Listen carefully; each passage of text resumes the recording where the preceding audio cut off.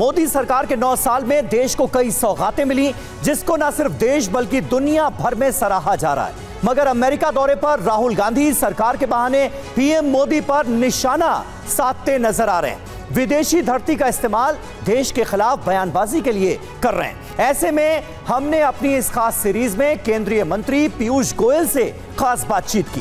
पीयूष गोयल ने बेबाकी से हमारे हर सवाल के जवाब दिए और राहुल गांधी को हकीकत का आईना भी दिखाया।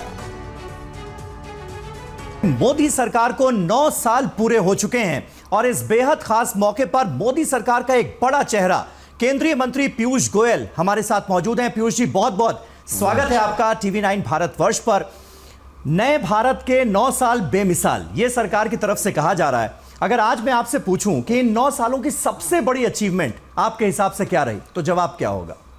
मैं समझता हूं जनता के विश्वास के ऊपर प्रधानमंत्री नरेंद्र मोदी जी को जो 2 बार पूर्ण बहुमत की सरकार भारत के लोगों ने दी, उस विश्वास को पूरी तरीके से ज़मीन पर अपने कामों के माध्यम से उतारना, गरीब से गरीब व्यक्ति के जीवन में एक नया भविष्य के लिए उज्जवल जीवन देना, आगे के लिए भारत को मजबूत बनाना, एक बड़ी अच्छी नींव रखना। लेकिन इन 9 सालों में कुछ तो ऐसा होगा पीयूष जी जो आप लोगों को लगा होगा कि ये होना चाहिए था लेकिन नहीं हो पाया।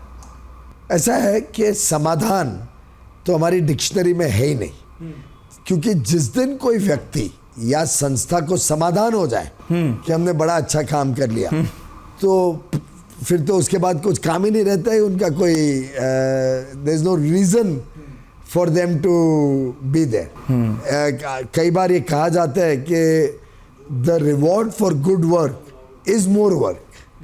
तो एक प्रकार से प्रधानमंत्री नरेंद्र मोदी जी इस बात पे विश्वास करते हैं और जितना अच्छा काम करते हैं उन्हें पता है कि जनता और अपेक्षा बढ़ाएगी और उनके नेतृत्व में भारत का भविष्य उज्जवल भी है, सुनिश्चित भी है, सुरक्षित भी है। अच्छा, ऑपोजिशन 2 बातों को बड़ा मुद्दा बनाता हुआ नजर आ रहा है। एक तो बेरोजगारी का जिक्र बार बार होता है और दूसरा बढ़ती महंगाई।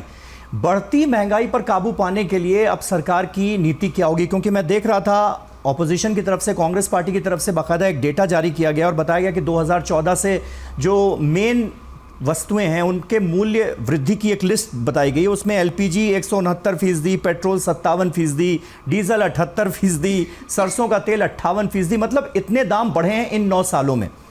तो ये क्या आपकी कंसिडरेशन में भी ये एक बड़ा मुद्दा है? महंगाई से कैसे पार पाया जाए?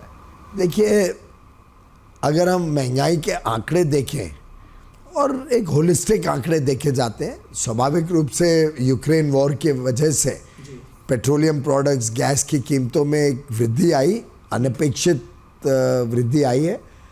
और उसमें भी, उस परिस्थिति में भी सरकार ने, अगर हम देखें तो लगभग अब 1.5-2 वर्ष से कोई कीमतें नहीं बढ़ी हैं, पेट्रोल की, डीजल की, किसी की भी, उल्टे कमी हुई है। बार बार केंद्र सरकार ने अपनी ड्यूटीज़ और टैक्सेस को कम किया है, राहत दी है बड़े रूप में। भारतीय जनता पार्टी और NDA की जो सरकारें हैं, राज्य सरकारें हैं, उन्होंने भी राहत दी है।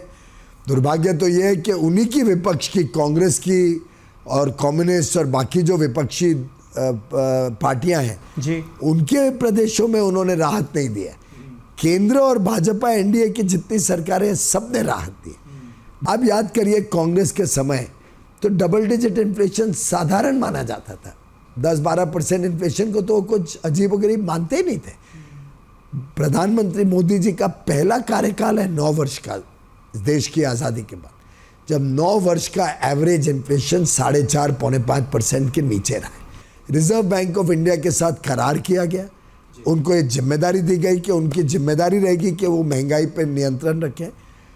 हम लगातार, एक ग्रुप ऑफ मिनिस्टर्स बैठते हैं, ग्रुप ऑफ सेक्रेटरीज बैठते हैं, हर एक वस्तु के, चाहे वो चावल हो, गेहूँ हो, अलग अलग प्रकार के तेल हो, दालें हो, आलू, प्याज, टमाटर, हर चीज़ के दामों पे देश भर के कोने कोने से रोज़ दाम कलेक्ट किए जाते हैं, उसको स्टडी किया जाता है। जहाँ जहाँ पॉलिसी चेंज करनी पड़े वो की जाती है। कभी कभी दाम बहुत घट जाते हैं तो तब भी इंटरवेंशन, मार्केट इंटरवेंशन करके किसानों को भी ठीक दाम मिले वो भी देखना पड़ता है। जी। विपक्ष कई चीज़ें, कई आंकड़े आउट ऑफ कॉन्टेक्स्ट और कई बार तो गलत आंकड़े भी पेश करती है। गोबेल्स की थियरी में बिलीव करती है कि जैसे वो बार बार एक चीज़ को बोलते रहेंगे तो लोग विश्वास करेंगे। हमारा विश्वास है कि प्रधानमंत्री जी पे जो जनता का पूरी तरीके से जो उनका जनता का विश्वास प्रधानमंत्री जी ने कमाया है अपने कठोर परिश्रम और मेहनत से और ईमानदार काम से, जनता सब जानती है, जनता सब देख रही है और जनता को पता है कौन इस देश के लिए अच्छा है।